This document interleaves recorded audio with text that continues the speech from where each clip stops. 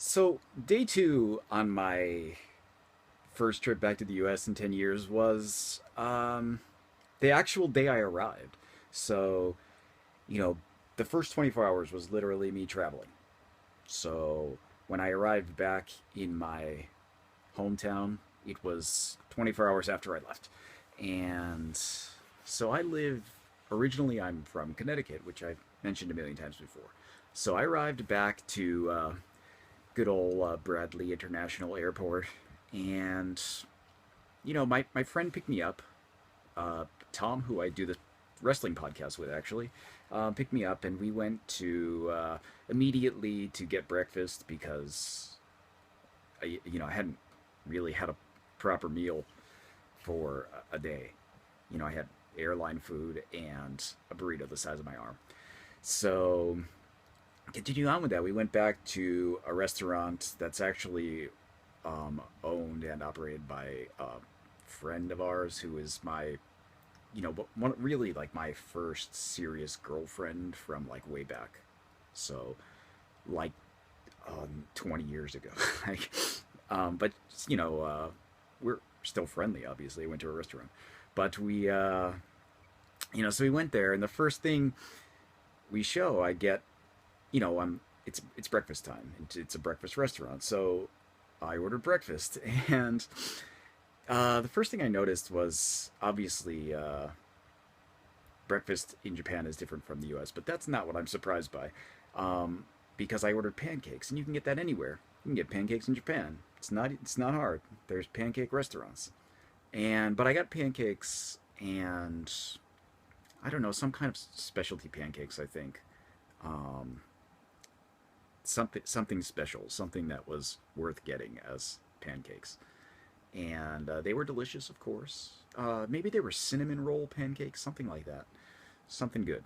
But they were gigantic. Like there was two pancakes on the plate, and I thought like two pancakes, but like in my head, I'm thinking like Japanese pancakes because Japanese pancake is like this big. It's not big at all. I mean, it's usually get three, and they're about this big, and that's like enough for me to be fine for breakfast. Like I think, oh, that's a reasonable amount. But these were two, and they were like bigger than my head, and I thought, wow, this is gigantic. Again, I'm back to the gigantic food thing, and it's a theme because it happened to me so much and like I was continually surprised by it every time. Like for the entire time I was there, 2 weeks, like it was always coming up because I was always in the situation where I was thinking in my head like, um, it's gonna be different this time, or I was thinking it's gonna be like, um, how I'm imagining the size to be in the in Japan, and it never was. But I was never learned. It was continually like I just couldn't get it out of my head the size I had become accustomed to. So I was like immediately I was just like these are gigantic, and Tom, who I was there with, was like no, they're actually a little on the small side. And I was like, what? They're enormous. Like, doubt I can even eat all of these. And he's like, no, like the other places in town are even bigger. And I was like, Jesus, what am I? How I couldn't even go there. Like, what would I do? And so that was the thing, the giant size food, which again I'll mention it a million times coming up in the next parts of these videos. Um, so yeah, oh yeah. As an addendum to the last video where I was talking about the two hairstyles for men. If you're over 50, you've got a bonus here because you automatically apparently grow a goatee. That's white usually. Um, that and a baseball cap sometimes. That's that was another part of the American uniform that I'd noticed because it was pretty constant. You get a lot of that all over the place with the. You just imagine baseball cap, white goatee, polo shirt, khaki shorts, sandals. That's like I've just described the wardrobe of like 90% of American men, over 50 at least. Um, and if you minus the white goatee part, like 90% of American men in general, you've done it. Um, let's see, what else do I have here? Okay, so this is the first day I'm here. So what we did was we went around to town, like town, because I obviously it's my hometown, but I haven't been there in so long. But there were a lot of places that were um gone. Like my original, like my family house that we sold. I mean, it's not ours anymore, but that area, that neighborhood is like completely different. Like there was buildings all around it. They're all leveled. It's just like an open field now. There used to be like this big strip mall that became abandoned, and it's just leveled. It's like literally an open field. And it previously wasn't. It was previously like those kind of um, what you'd imagine as like it was a Bradley's, if that it makes any sense to anybody. I don't know how nationwide Bradley's was, but it's like a department store kind of thing that those kind of like box department stores that all kind of went out of business in the 90s. It was one of those, and there was a strip mall with lots of little shops, but they all moved to like 500 meters away to another strip mall, and then like that place became a ghost town, and it's now leveled, so it's now just an open field, which was different because it wasn't like that before. When the last time I'd been there, at least. But there was also other buildings on the other side of the street that are completely gone too. So there was that. And driving around town, like we were the first thing I hilariously, because this is apparently obviously it's not something that normally happens, but we're like driving around town, and the first thing we saw was like uh maybe homeless dude, maybe just a drunk dude sleeping on the sidewalk. And this is like 10 a.m. In front of a pizza place that is notoriously bad pizza. I don't know how it stays open. Um, and I thought, oh, town's changed a bit, huh? But actually, it was just kind of like a frustrating moment for Tom. And he was like, no, it's not like that. It's not like that. Because we have friends who are constantly on um, the town has gone to shit kind of train. And there are all people who've left. And so Tom is living there still, so he is not on that train. But his defenses weren't able to defend the homeless or drunk or possibly dead. Could have been dead. We don't know. Sleeping in or dead in front of the pizza place at 10 a.m. So yeah, there was that.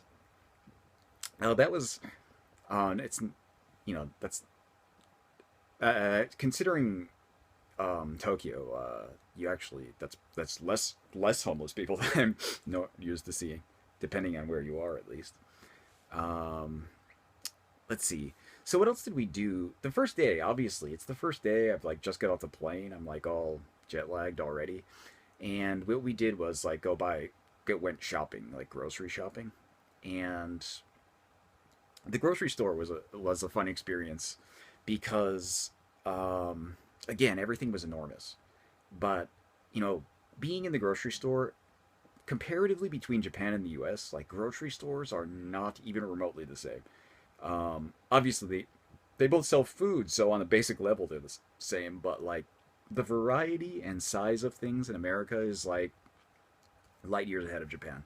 Um, the like for example, there's some types of things that are probably more various in Japan. Like if you want to go to like the seafood section, you're gonna get all this stuff in Japan that you probably don't see in the U.S.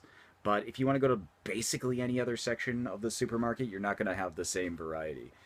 Whereas in the U.S., I get into the supermarket and I'm like, um, you know, there's like more types of cheddar cheese than there are entirely types of cheese at my local supermarket. So I was, like going nuts. I was pretty excited for that.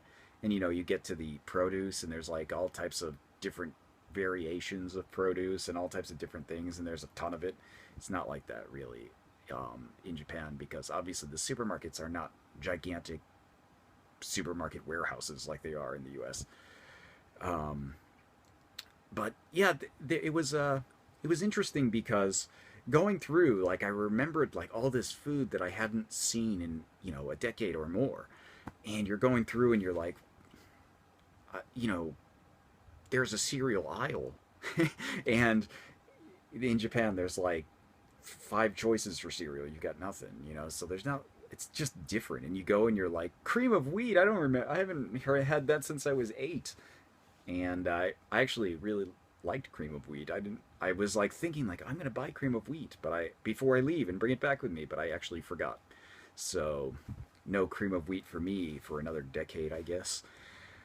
But but I did buy a bunch of stuff. We bought like turkey, which you can't really buy in Japan, and we bought all. We're just like going up and down the aisles, shopping and bantering back and forth.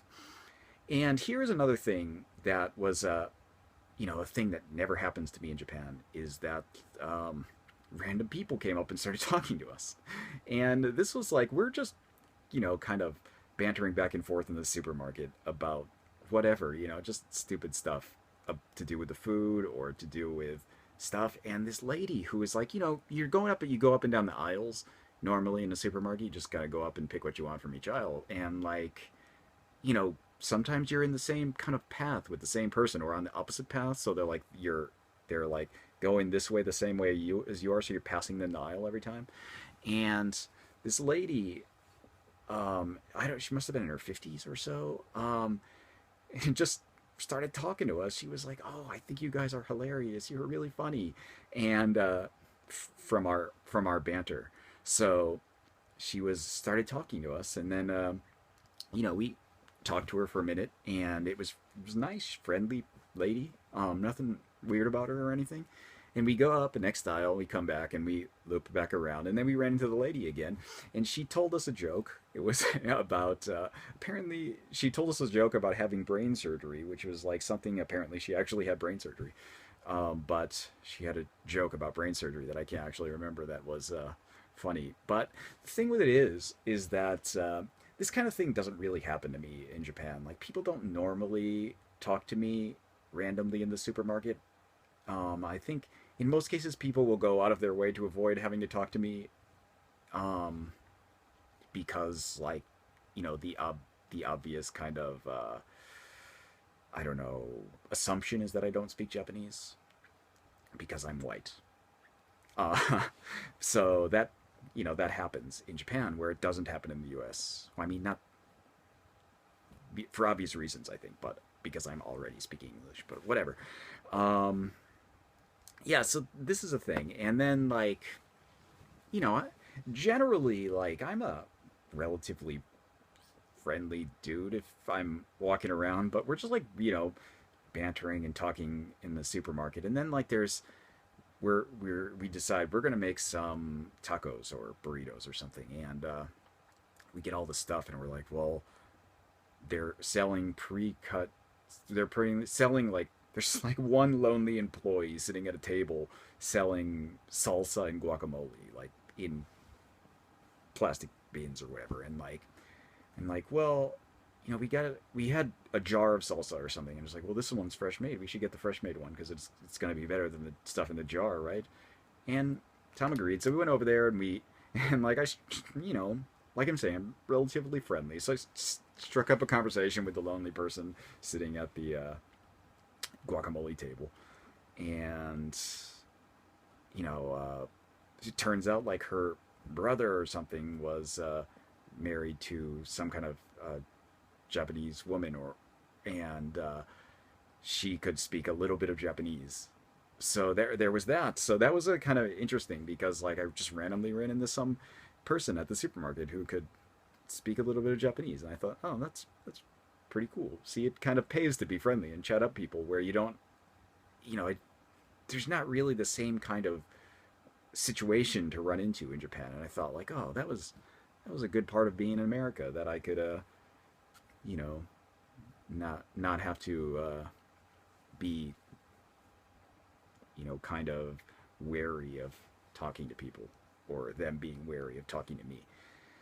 And yeah, that was day two essentially. I mean, we went home and made food, and then I was all jet lagged, and I we watched lots of wrestling, and I snapped and watched more wrestling, and that was the end of day two, which was really the day one in the U.S. So next we've got some more stuff.